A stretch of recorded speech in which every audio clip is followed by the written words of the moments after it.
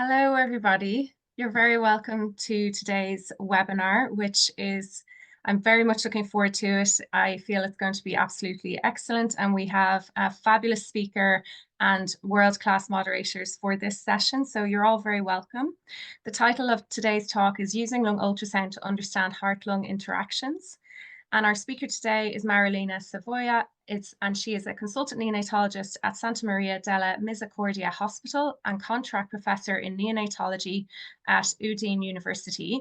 She holds a master's degree in pediatric cardiology from Bologna University, has been a member of the ESPR governance structure on neonatologists performed echocardiography since 2018, and is the lead of the first edition of the Italian training program in neonatologist performed echocardiography.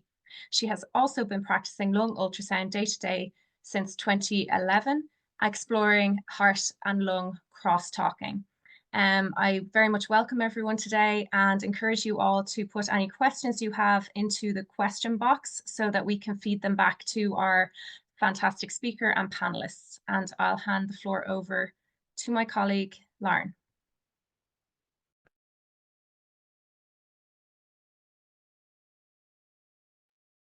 Hi, thank you so much. So I wanted to go ahead and invite Dr. Marilena Savoia to do her talk.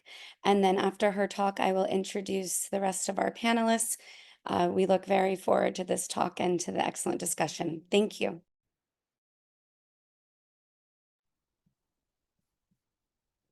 Thank you, everyone. I'm trying now to share my presentation. Right. Can you hear me? Yes, we can hear you and see your presentation. Thank you. So welcome, everyone. I would like to thank the Neonatal Hemodynamic Research Center, first of all, and Jane and Patrick, and the moderators and panelists for agreeing to participate. In 2018, the scientific reports published a paper about the interstitium. They described a system of spaces, microscopic spaces and channels that would connect the tissue and the tissues between them and leave the interstitial flow, freely flow between tissues and organ and within the organ. This news interested the media, of course, of the Irish Times, that wrote the scientists discover new human organ hiding in plain sight. So the question was, is this a friend of us that helps us to understand the cardiopulmonary interaction or not? So the talk will be about interstitium and edema, and in particular, the, sorry about this, right? The lung ultrasound and, of course, functional echocardiography to understand the interplay between heart, lung, as interstitium. In particular, we will talk about cardiogenic pulmonary edema, pulmonary hypertension, with a particular attention to the pathophysiology. The interstitium, just to remember, is a tiny layer between the alveoli and the capillary vessel. This is the view from inside the alveoli. You can see in yellow the epithelial cell that wraps all the capillaries, the tunnels here below. The lung ultrasound represents the lung in this way. It has there's a true image, which is the first part of the clip, which is the chest wall, and then from the pleural line downwards, only artifacts. The most important artifact is the B line. The B line simply implies interstitial involvement, such as pulmonary edema, inflammation, alveoli partially filled or collapse, interstitial fibrosis. When you find crowded B lines, such as in the left part of the screen. Those B lines outline the picture of lung interstitial syndrome. Now, a cardiogenic pulmonary edema. It could be due to pulmonary overflow from left to right shunts, such as ASD, PDA, collaterals, or left ventricle dysfunction phenotype, systolic or diastolic, and more left ventricle hypertrophy or systemic hypertension. We'll start to talk about pulmonary overflow from left to right shunts. And we'll talk, first of all, of course, about the PDA. This year, we presented a study about the integrated approach with the lung ultrasound, functional echocardiography, and the evaluation of preterm infants in common clinical situations. PDA was one of those. We couldn't find many papers on PDA. However, we were able to produce a forest plot between those papers that analyzed the lung ultrasound score as a mean to diagnose the hemodynamically significant PDA. And as you can see, the performance of the lung ultrasound to diagnose the PDA was pretty good. Our group analyzed the lung ultrasound score, could see, let's say, how the lung ultrasound score could monitor the extravascular water in a setting of an open PDA and surgical closure. Here you can find the columns before the surgical closure. The columns represent the left ventricle output, and the lines, the lung ultrasound score. As you can see, before the surgical closure, there was an high left ventricle output with high lung ultrasound score. Just an hour after the surgical closure, the left ventricle output as an index of a significant shunt went down together with the lung ultrasound score, and it remained low. Of note, those patients we analyzed didn't have a post-ligation cardiac syndrome. On the left, you can see the lung ultrasound before the closure, and on the right, the lung ultrasound after the closure. As you can see, there's a big difference in B lines. Doesn't work? Yeah. So the advantages of using lung ultrasound in this setting is that the lung ultrasound detects the lung fluid constant, while the chest X-ray senses only the differences in lung density. So the lung ultrasound appears to be a more precise measure of extravascular lung water in this context. Moreover, after the surgical intervention, lung ultrasound may be able to identify quite early the pneumothorax, the chylothorax, or any complication in the immediate post-intervention period. However, there are some limitations. A severe BPD is usually associated to atelectasis and inflammatory edema beside pulmonary overflow. So in this case, if you have a baby with severe BPD and a PDA, you could expect a less significant reduction of B lines. I'll make you an example. On the left side, there's a baby before surgical ligation. He had quite an extensive atelectasis. And on the right, the same baby, 1 hour after, the atelectasis did improve. But from the lung ultrasound point of view, these two images have the same score. What about left ventricle dysfunction phenotype? In our center, we perform a cardiorespiratory follow-up with the lung ultrasound and functional echocardiography from birth up to the first year of life at specific time points. Left side cardiac anomalies share a common pathophysiology. Let's think about BPD, venous obstruction, left ventricle hypertrophy, diastolic dysfunction not correlated with hypertrophy or systemic hypertension. And in any case, in all these cases, the pulmonary venous congestion would develop. So pulmonary edema and pulmonary hypertension eventually. In this study, we hypothesized that an impaired left ventricle diastolic function is associated with pulmonary edema as assessed by lung ultrasound score. Our first outcome was to define the lung ultrasound score, and the second outcome to define the correlation between indexes of diastolic dysfunction and lung ultrasound score.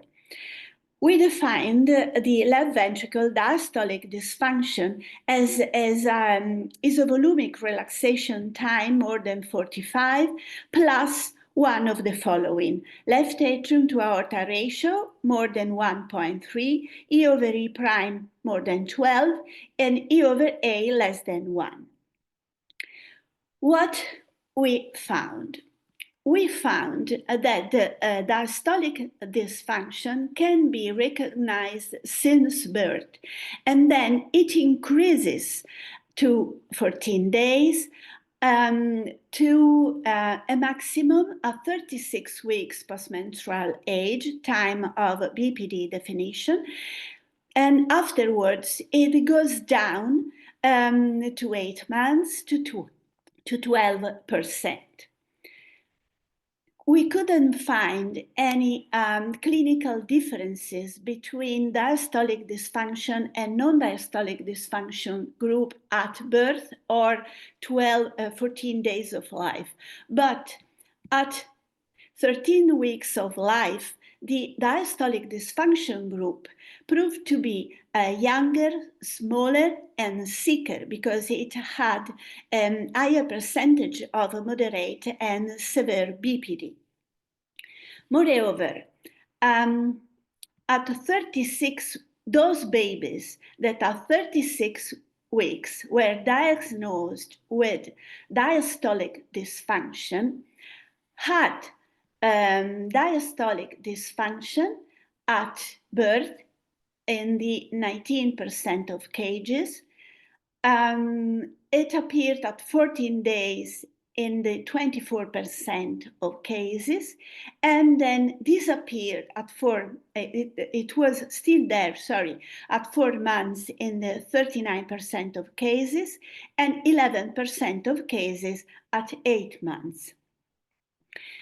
Analyzing the oxygenations at 36 weeks postmenstrual age, the diastolic dysfunction had a worse oxygenation and a higher systolic pressure.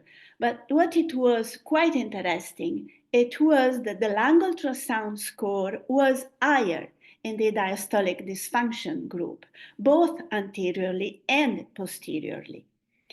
And these differences were maintained at 4 months postnatal age, but resolved by 8 months postnatal age.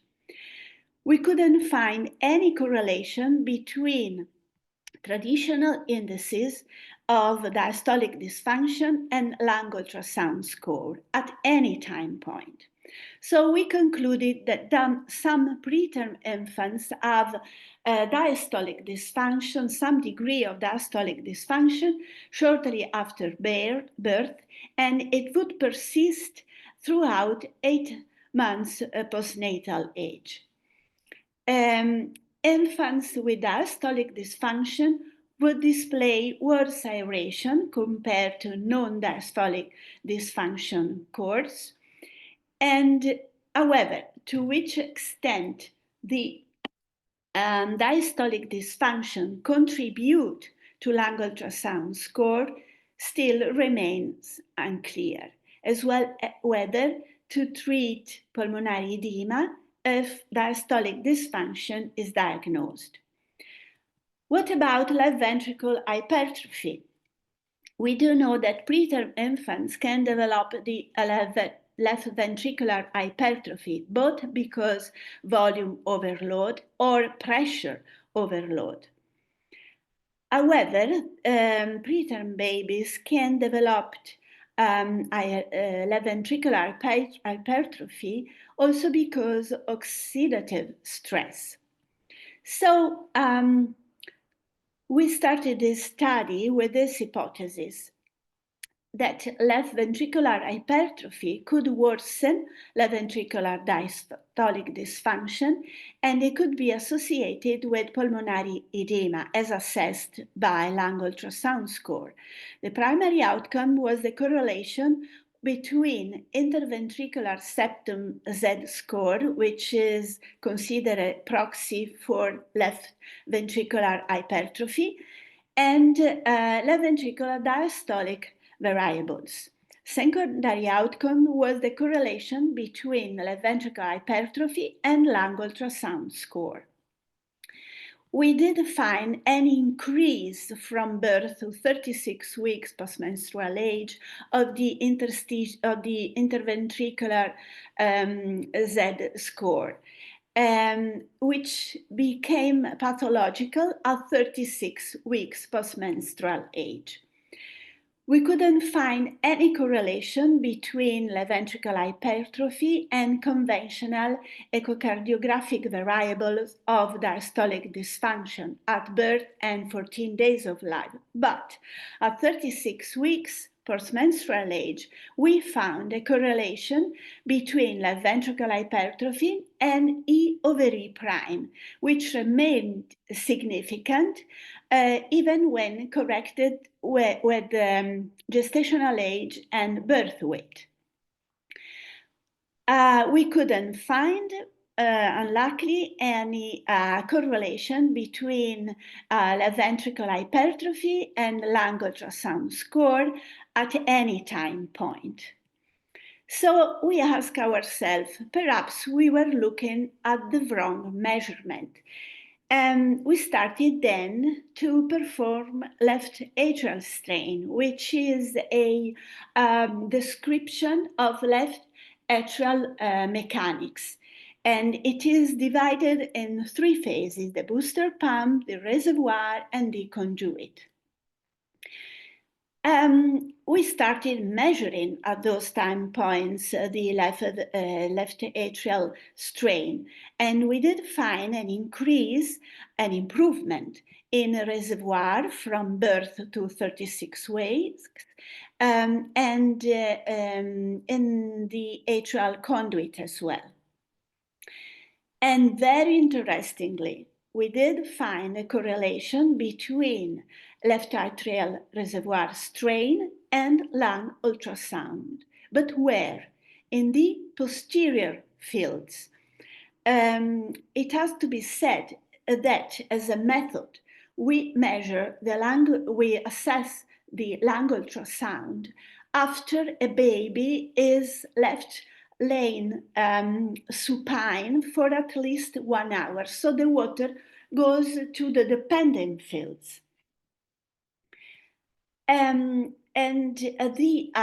This correlation remains significant when corrected for birth weight, and it proved to have a trend when corrected with gestational age. So we concluded that the left ventricle hypertrophy becomes evident at 36 weeks postmenstrual age. And the thicker left ventricle is independently associated with an increase in intraventricular pressure, because E over E prime, it is correlated with the left ventricular intraventricular pressure. However, a thicker left ventricle was not associated with increased pulmonary edema, at least when assessed by lung ultrasound. we hypothesized that an isolated left ventricular hypertrophy is not enough to account for the occurrence of pulmonary edema. Probably we need to select a sicker population where the left ventricular hypertrophy is severe to the point that you need to treat it. No traditional measures, sorry, the light went off, right, and it remains off. Okay, no traditional measures of diastolic dysfunction was able to detect pulmonary edema. However, advanced indexes of left diastolic dysfunction, such as left atrial strain, was associated with increased posterior pulmonary edema. So this technique could give an hint to whether to treat or not to treat the pulmonary edema. It has to be said that while useful, both conventional and advanced measures of diastolic dysfunction lack definitive thresholds for pathological states. So based on the existing evidence, none could be used as a standalone index. On the contrary, we believe that the best approach to assess left ventricular diastolic dysfunction should still be multiparametric, including advanced technique. And in this case, a multiparametric approach could support the decision to treat. What about pulmonary hypertension and pulmonary edema? We know that the pulmonary hypertension causes the fluid, an increase in fluid filtration, which leads to an increase in extravascular lung water. So which are the factors buffering the edemogenic condition, preventing the lung becoming wet to the point to arrive to alveolar flooding? This is a graph. This is a paper from Miserocchi that studied so much in the interstitial compartment in the lung. In this graph, on the y-axis, you can see the extravascular water, and on the x-axis, the wet to dry lung ratio. In the normal lung, in a dry lung, the ratio is 5. The dotted line described the interstitial lung water, and the black line, the alveolar water, the alveolar flooding.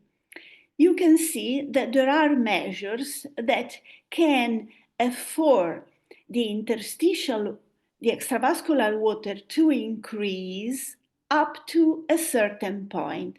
After that, the interstitial water remains the same, but the alveolar flooding starts.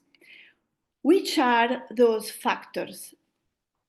And that limit the alveolar flooding. An interstitial capacity of fluid accumulation in the air-blood barrier, and of course the increased lymphatic flow. But not only that, the proteoglycans play an important part in preventing alveolar flood. You can find them in the interstitium. They bind the interstitial water, and while binding the interstitial water, the interstitial pressure increases. An increase in interstitial pressure opposes to the filtration gradient. So the proteoglycans are safety factor. How do they work? they work like a spring between the alveoli and the capillary vessels. When the edema increases, they stretch, impeding the water to go into the alveoli. But they can do that up to a certain point, because at a certain point they really break. And if they break, the capillaries are compressed and pulmonary hypertension develop. So there are really few papers describing the interaction between the cardiopulmonary interaction using lung ultrasound and echocardiography. Daniel Ibarra Rios was able to do so. He selected, and his group, of course, a group of infants with chronic pulmonary hypertension and BPD, severe BPD, with functional echocardiography and lung ultrasound. They could describe a decrease in after diuretic treatment in respiratory support, lung ultrasound score, but not only in markers of pulmonary vascular resistance. So, but pulmonary hypertension and edema is not only that. In the adult population, adult cardiologists know quite well the paradoxical relationship between right heart failure and the development of pulmonary congestion. There are quite a few papers in the adult world. And this is quite a good one, because it explains you quite well what's happening. And using, of course, the lung ultrasound. As the B on the y-axis, the B lines, which means the lung ultrasound score, is represented.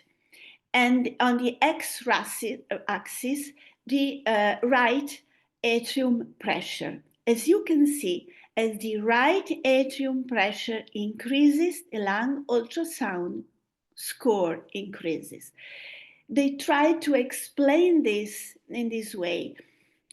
They think that this paradox could be explained by the increased central venous pressure. An increased central venous pressure would impede the lymphatic drainage.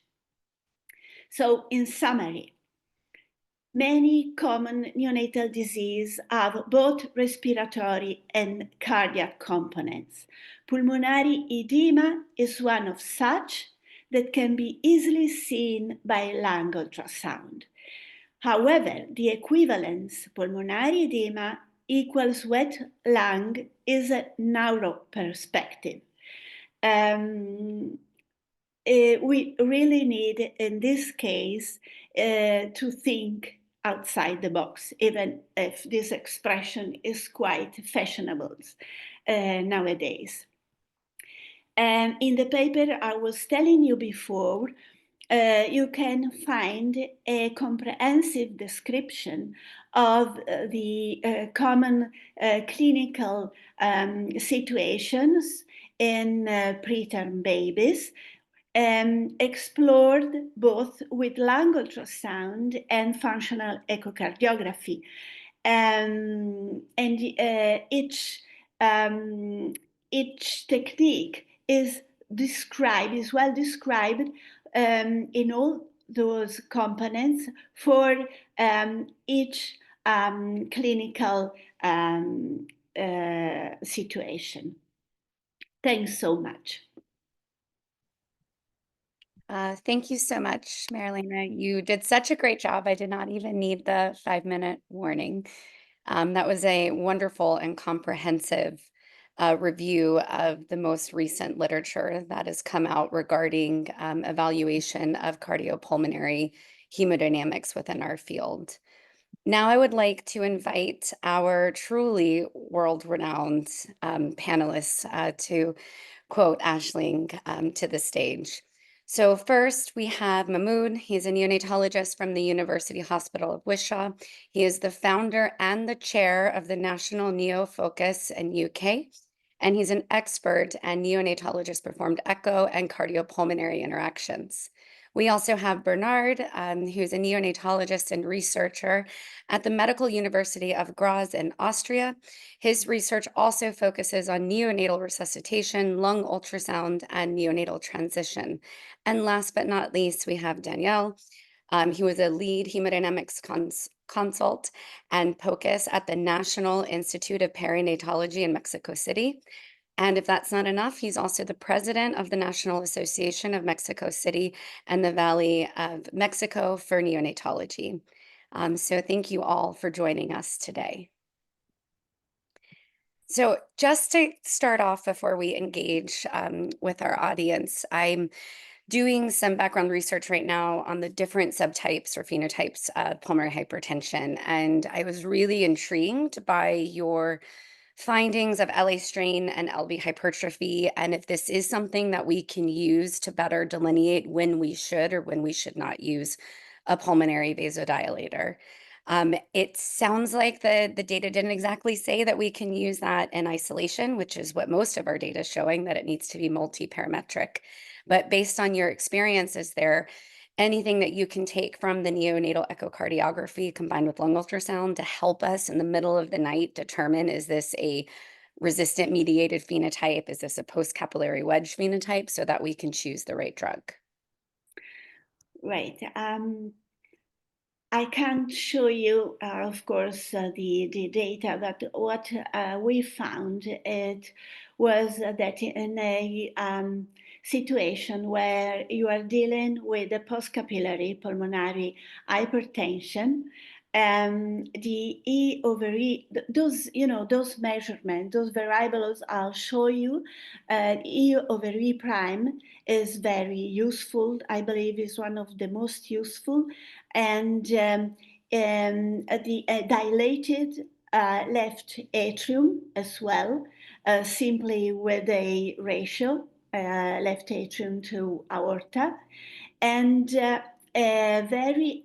another one is the isovolumic relaxation time. What I found is when you were dealing with diastolic dysfunction and a wet lung due to post-capillary hypertension, the IVRT was always there, always prolonged. And then you can find, of course, the left atrial strain, which is diminished, and left ventricle E over E prime, which are increased. But the isovolumic relaxation time is constantly there. What we do is to test sometimes, when we think that we are dealing with a post-capillary hypertension, we just give some diuretics. And we do that not as a single shot. We do that for a week. And after a week, we would assess the lung ultrasound score.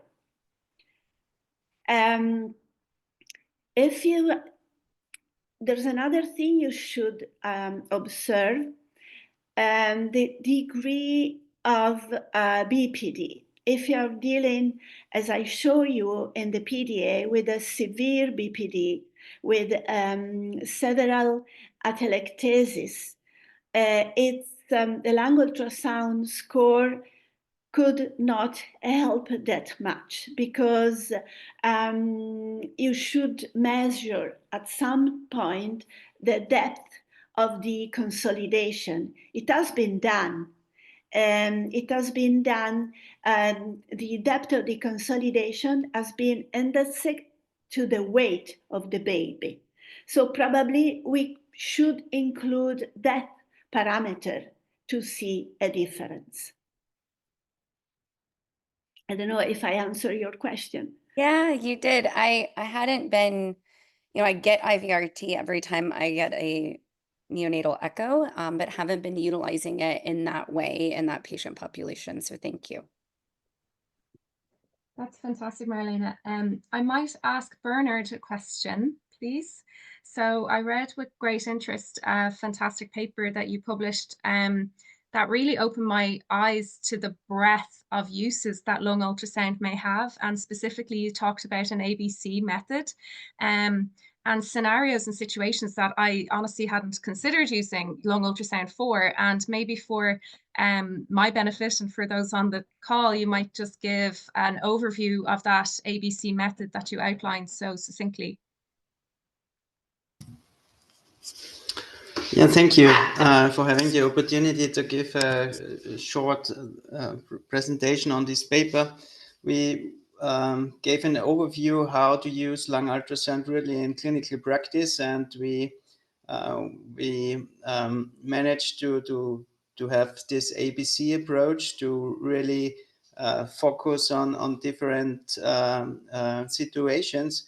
And it is an approach for acute situations in which you really have to answer questions quickly. Is there a pneumothorax? How is the aeration of the lung? Is there a loss of aeration?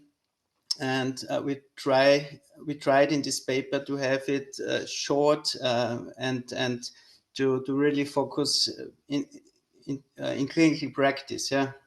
But I have a question to Marilena, because I always have the problem when we do ultrasound, lung ultrasound publications, we always focus on the lung ultrasound score. And you have shown so nicely on a slide that 2 lung ultrasound patterns differed significantly, but had the same lung ultrasound score. And for publications, of course, it's important to have a numerical value for the lung aeration, like the ultrasound score. But in clinical practice, in my experience, dynamic changes are not captured very well with the lung ultrasound score, and can still be of great interest. And I'm asking, as a clinician, should we consider using parameters other than the traditional lung ultrasound score for these publications and also for clinical practice to better demonstrate the real clinical situations? What do you think about that?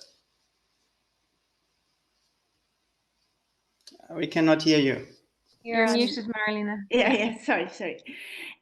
Which kind of techniques are you referring to? I mean, different techniques from lung ultrasound?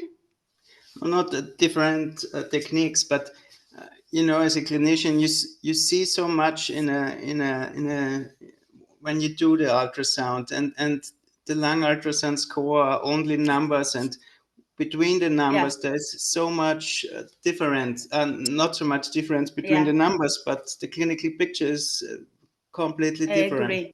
I agree. And all the publications always use the lung ultrasound score because it's the only numeric value, but it's not. It has not the full picture in it. Yeah, I agree with you. First of all, I would say we should use a lung ultrasound as the functional echocardiography.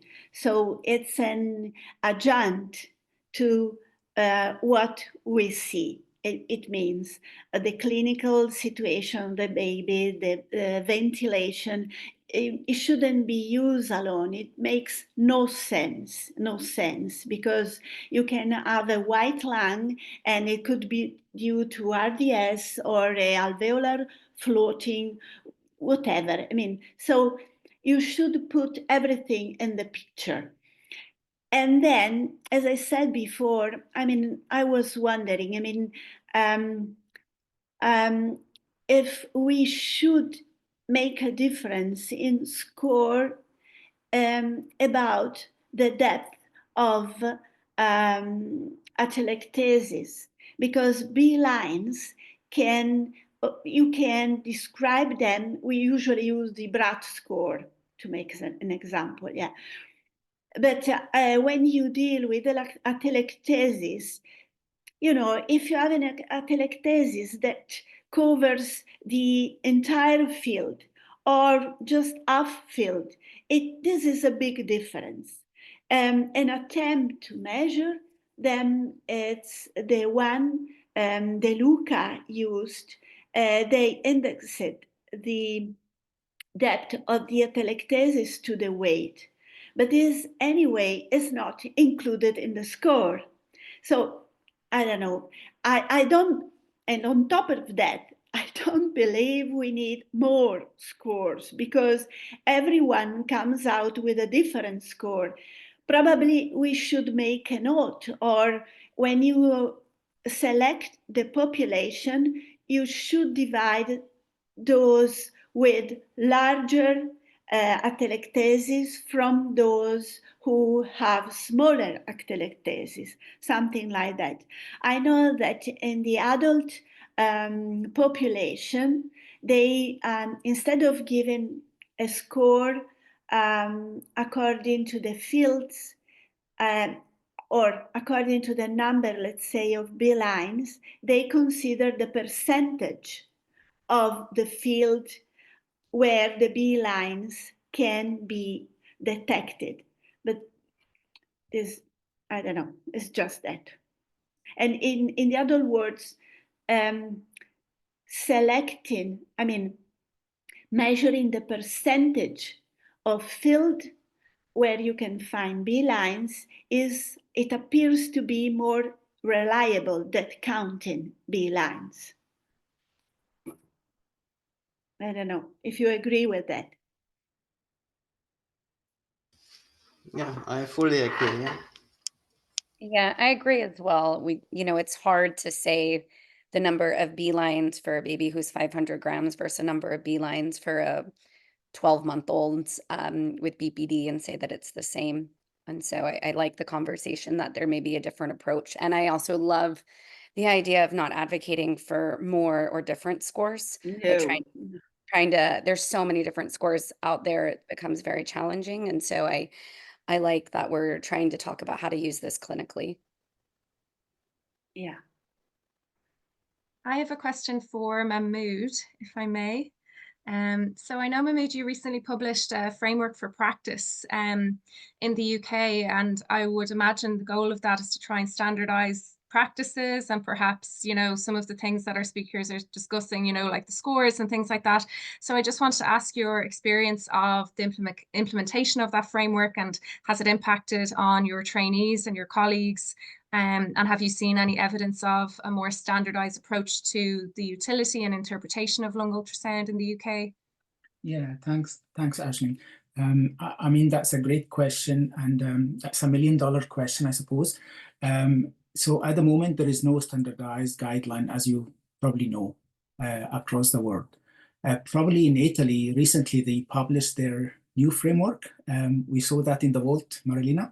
So congratulations on that achievement. So I'm hoping that we'll follow the same path in the UK. There is work in progress about that, because you can imagine people doing different things, interpreting differently, and clinical implication has also different, approaches.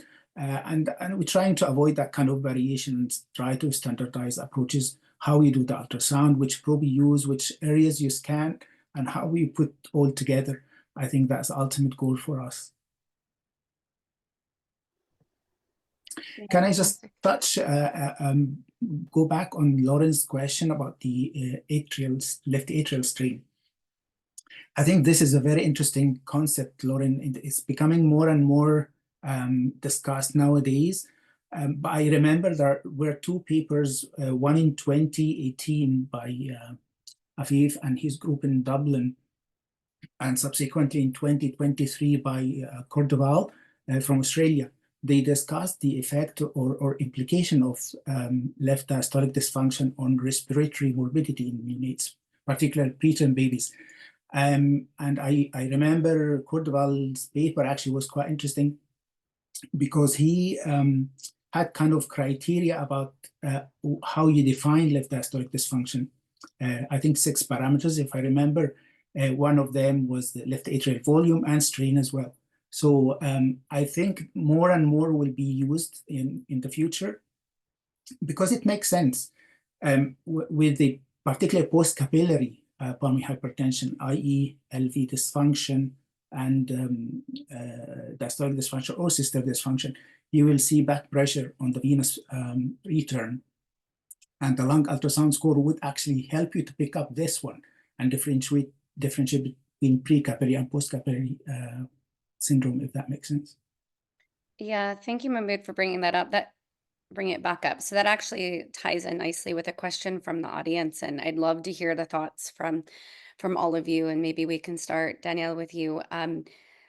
Is there any correlation that you guys either have read about in adult or neonatal literature or that you're doing in practice with lung ultrasound and markers of diastolic dysfunction, specifically laboratory markers?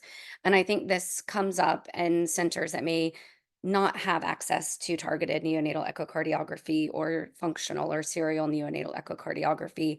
But there's a growing presence in the United States where more and more centers are getting POCUS and starting with lung ultrasound. And so is there anything out in the literature for those of us that may not have a neonatal echo or hemodynamics program, but do have lung ultrasound and do have access to different laboratory markers like proBNP, that we've seen any correlation or association with diastolic dysfunction? So in Mexico, we don't routinely take laboratory markers, so we don't have proBNP. What Mahmoud said earlier is really important. In our BPD population, when we get too strict trying to find the diastolic dysfunction as a definition, you won't get any patients. And also, a lot of times you're looking for that baby that has systemic hypertension, and that doesn't happen often. But we found a lot of babies that we start on diuretics, but has a lot of markers of diastolic. Maybe it's difficult to what we call diastolic dysfunction. I really like Marilena's definition now, but there's the diastole is not normal. And we've had some babies that get better with diuretics, but still are dependent on oxygen. And we had some cases that with ACE inhibitors, we can get rid of the oxygen. So it's really important to know that this is a wide spectrum, and it's difficult when you get really strict on what's specifically diastolic dysfunction, or shall we call it an abnormal diastole that babies normally have, abnormal diastole. So it's difficult starting by the definition. And talking about, I think it's really important that everyone is doing things the same. So in Mexico, we just finished our guidelines for doing lung ultrasound in Mexico. We're about to release it to a journal, and we will publish them in Spanish. And there was a question there talking about if this is done only as a research thing, and in Mexico, we've been doing this for 7 years clinically. I started doing hemodynamic consultation. So I do an hemodynamic consultation, and if it's a PDA, I will report the lung score anterior and posterior. If it's a pulmonary hypertension, it's really useful to know what's happening in the lung. If it's for BPD, we will also take a lung ultrasound score, and we can find some additional things. And if it's for hemodynamic instability, a lot of times you have a tension pneumothorax, and that you can pick right away with lung ultrasound. So it's really useful to mix both techniques, and it's been done around the world in a clinical practice. We report every study we do, it's in the patient's chart. Yeah, so with the rest of the groups, we're very, we have a big benefit here because it's a huge international audience and international panelists. And the United States, we're a bit behind the rest of the world in terms of guidelines and using it in practice. We've created a national POCUS collaborative, and we're currently working on guidelines on how to operationalize this because of the amazing work that's been done in other countries. It's really impressed on the United States and the governing bodies here that we should be doing this. This is absolutely the thing that we should be doing in clinical practice. And so with that, in my practice, we do use lung ultrasound routinely in emergencies. And when I do a hemodynamics consult, although admittedly I'm currently the only person that's doing them, I do have another colleague who is really ramping up his skills. We will use lung ultrasound and echo together. And admittedly, it seemed a bit odd when we requested it, but we actually bought a machine that, a big, nice, beautiful, vivid echo machine that has both a linear probe as well as all the cardiac probes. And so that seemed a bit odd when I first did that, but it was because to try to combine the two. And so I'd love to hear from you guys in countries that have been doing this much more routinely and clinical as well as research. Are you doing it that way where you have everything on one machine? Are you using a cardiac probe for lung ultrasound or a lung ultrasound probe for cardiac? Or how are you guys doing this, operationalizing it in your own units? And just really an open to all the panelists. I'd love to hear from you guys in other countries that have been doing this for a much longer time than we have. If I may come in first. So yeah, that's a good question, Lauren. And I think from practicality point of view, if you have all the required probes on the same machine, that's probably the best, because you don't want to change machine in between the consultation. And I think as long as you have the right probe and the right settings, that's what you really need. So we do exactly the same. I started doing cardiopulmonary interaction assessment, if you like. I call it cardiopulmonary consultation. So we do lung ultrasound for all babies who require hemodynamic assessment, particularly pulmonary hypertension, ventilated babies who are going to start nitric, because you want to make sure that lung is well recruited, right? Makes sense.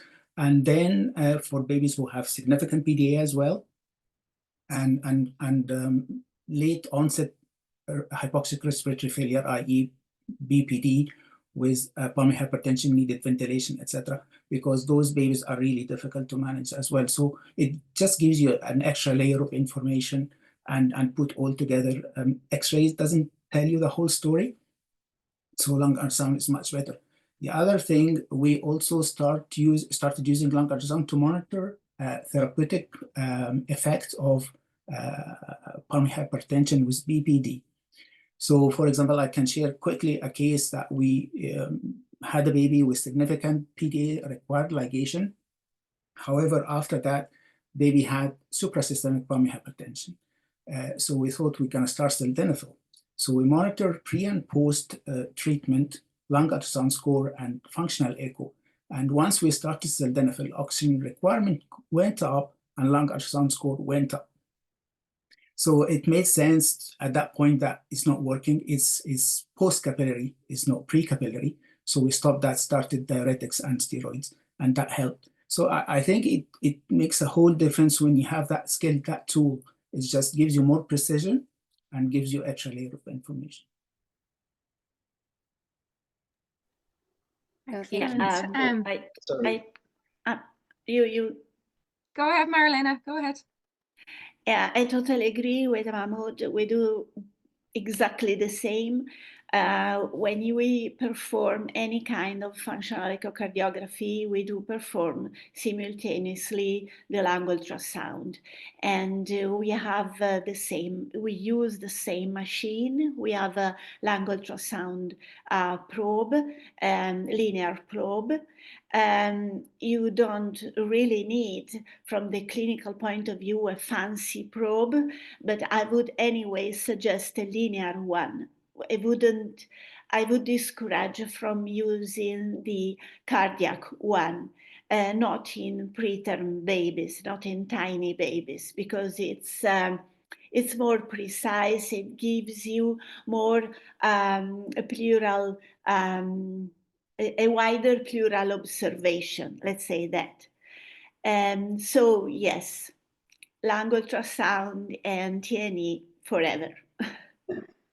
In Mexico, what we did, as we were advocating for the NICUs to have their equipment, we adapted Nadia Youssef's crashing infant protocol, the SAFE sonographic assessment for life-threatening emergencies, and we actually published it in Joby, and we teach how to do it in two settings. If you have the full machine with the two probes, the cardiac point of care sort of thing would be a subcostal lung axis and a 4-chamber view. And that's what we teach the fellows to do. But if you only have the linear probe, we also teach how to do the whole algorithm. And what we do thinking in the heart, we do a long axis with a linear probe.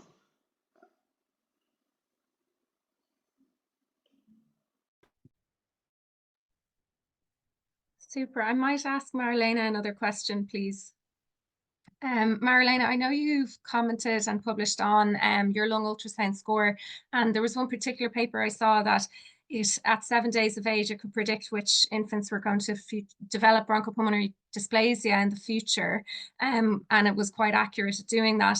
And I just wanted to know, like, have you started to utilize that clinically insofar as, are you using that to, for example, direct what infants might qualify for postnatal steroids, or if they're later in age, what infants might require diuretics, or even what infants you might be chasing a PDA on a bit more aggressively? Or in your department, is that kind of scoring system performed at day 7 of age still more used kind of in an academic setting or sense? Right. The paper you are referring to, it says that the prediction of BPD, the best time point could be 7 or 14 days. So this is for the prediction of BPD. What we try to do with lung ultrasound and functional echocardiography is to avoid those situations we know that could take the baby to the BPD, such as the PDA, for example, or for example, any shunt that collaterals, for example, they could make the lung worse, but also the ventilation, for example. I mean, we do know that the lung ultrasound is not the best to diagnose hyperventilation. It is a limitation, but if you follow the baby, if you know the baby, if you've already performed that lung ultrasound before the baby is getting hyperinflated, you would see a change. I mean, in a matter of a day or two, or even a day, or hours, because if it gets inflated rapidly, you can see the change in hours.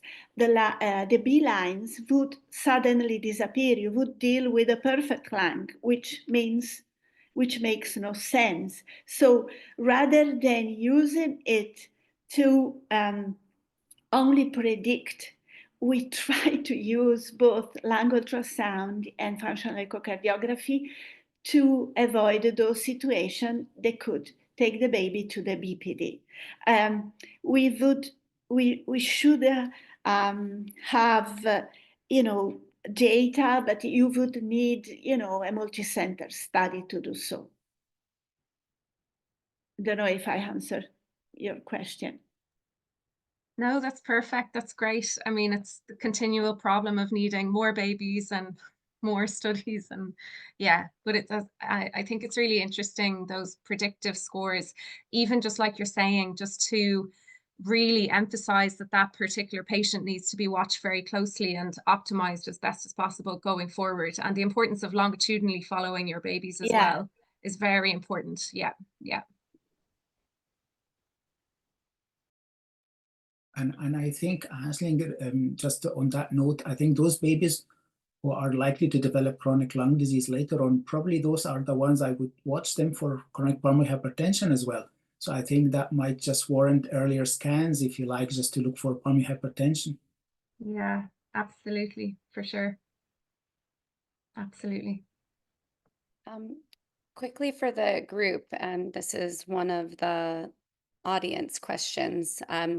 So Dr. Steve Abeman congratulated you, Marilena, on such a fabulous presentation. And his question was in regards to the use of cardiac catheterization and to assess LV diastolic dysfunction and related questions. And I know when I was in training, the gold standard for the diagnosis was cardiac catheterization. And although that's still listed in multiple of the review articles and consensus statements, it seems to have, in practice, gone away a little bit to only doing cardiac catheterization when you're adding your second line agent, or if you have a particularly challenging baby that doesn't seem to be responding to your clinical management.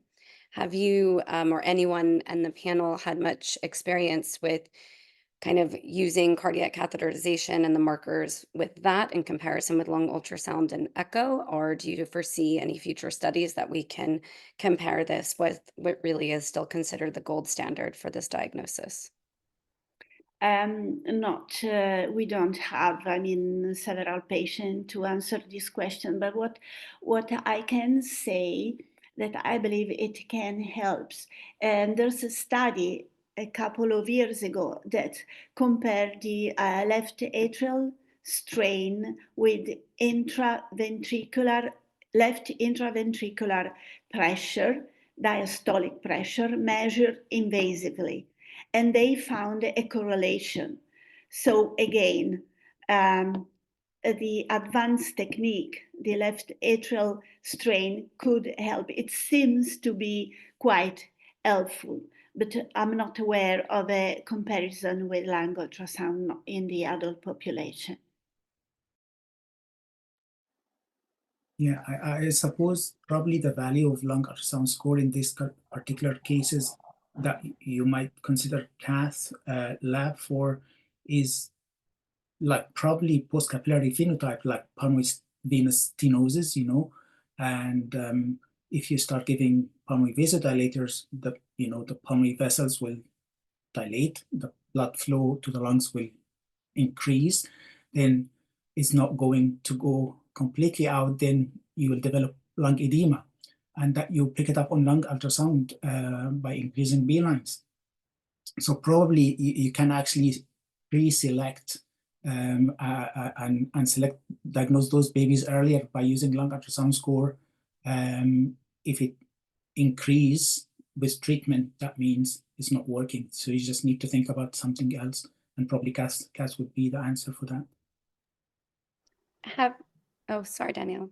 So in Mexico, we're really aware of the literature that talk that, and the BPD clinics that also have the capability of doing catheterization. So what we advocate in Mexico is that for us, it's so difficult because of resources, of personnel and everything, that cardiopulmonary ultrasound is the way to try to find different phenotypes in BPD. I hadn't thought to do that with lung ultrasound, Mahmoud, how you brought that up about the prior to starting my pulmonary vasodilator, doing a lung ultrasound, and then assessing afterwards with lung ultrasound how many B lines. I typically use it a fair amount in BPD and in sepsis with volume resuscitation.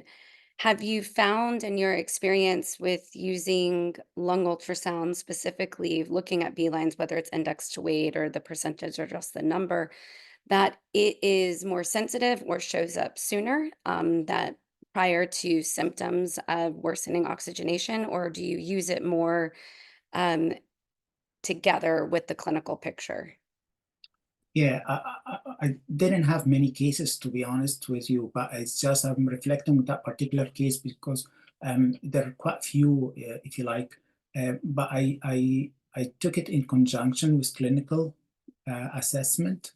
But you'll see that FI2 probably is the first thing to go up, and then followed by the lung ultrasound score if you do it serially. I just did it on daily basis, but probably can be done more often. Prior to and during and after the initiation of treatment. But it was quite striking to see the significant increase in B lines in that particular patient when we started sildenafil. And you'd imagine that the baby will respond, FI2 will come down, but actually it went the other way, completely the opposite, and FI2 continuously went up, and ultrasound score went up. And after 3 days, we just had to stop the sildenafil and just think what's going on here. And the diastolic dysfunction was quite subtle, but it worsened with a pulmonary vasodilator. That's the thing. Yeah, it's interesting because in the States, when I'm reading some of the adult literature, they're talking now about the echocardiography techs doing both in the inpatient and the outpatient lung ultrasound and echo. And having done a fair amount of POCUS workshops and learning how challenging it is actually to do lung ultrasound in an adult with a different body habitus than in a neonate, I wonder if there is going to be a time period where we can start routinely with all of the echoes that are being done aside from the initial congenital screen, combining lung ultrasound with it. Because prior to starting sildenafil, we get an echo, we get an X-ray, but we don't always routinely get a lung ultrasound. And maybe that'll help us guide what we're going to do. There's also a comment from the audience about cardiac MRI being the gold standard, looking at our LV diastolic dysfunction and the fast heart rate of a neonate really precluding us from being able to use that in neonates. I know that there is some work ongoing using cardiac MRI. It's something that's a bit beyond my expertise, but would love to hear from the panelists if you guys have any experience or exposure to that.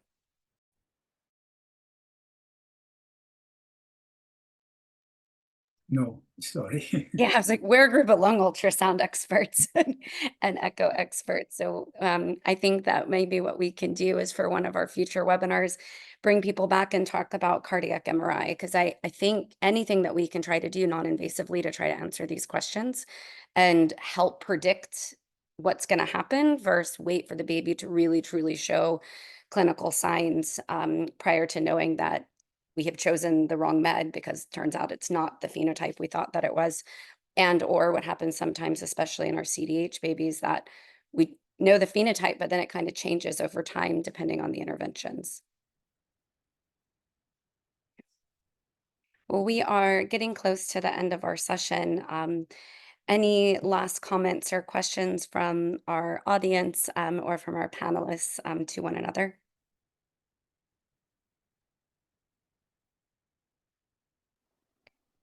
No, thank you for this think fantastic there's- talk, and thanks, Marilena. It was Thank you, really Marilena.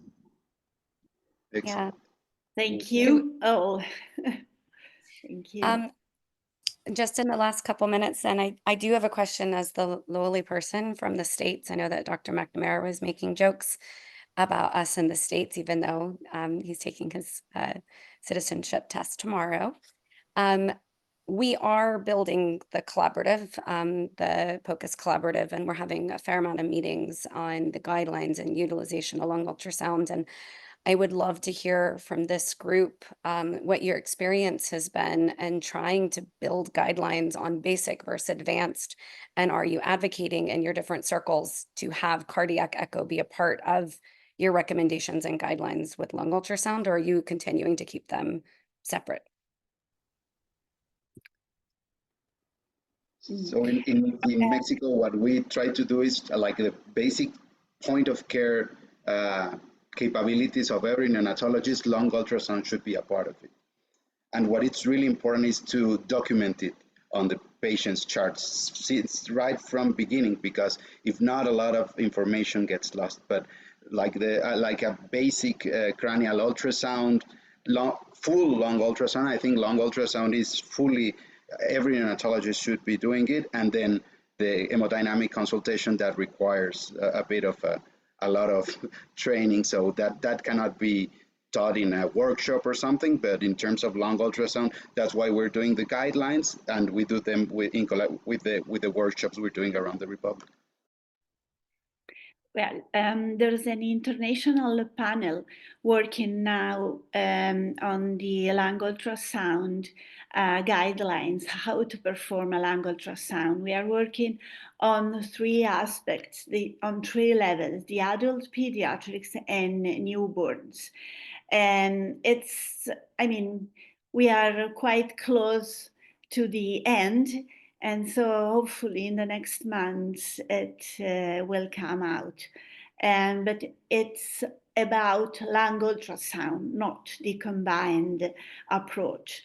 But we all of us that have both expertise in lung ultrasound and functional echocardiography should work and study patients with both techniques. And we will, I'm sure, we will end up with something very useful for the babies, but guidelines as well. But we need to work more, I believe. Yeah, and similar in the UK, we're in the process of producing frameworks for hemodynamics and also lung and lines focus framework. So hopefully that will come up in the next few months. And it's really important just to highlight a nice paper by Patrick, Stephen Aberman, and Phil Levy about the re-engagement of physiology of lung-heart interaction. I think that should be integrated in all, frameworks, if you like. So hopefully that will come. Yeah, one of our audience members reached out and said that in Australia and New Zealand, all of their machines have the probes needed to assess both cardiac and pulmonary. And this kind of idea of cardiopulmonary interactions in hemodynamics is one that's really being looked at and evaluated, it sounds like, across the world. I love the idea, Mahmoud, of a cardiopulmonary consultation. Kind of wonder sometimes how to label the consults that we do, especially when some of them are actually more looking at the lungs and the secondary of the heart versus looking at the heart and the secondary of the lung, but kind of looking at them together.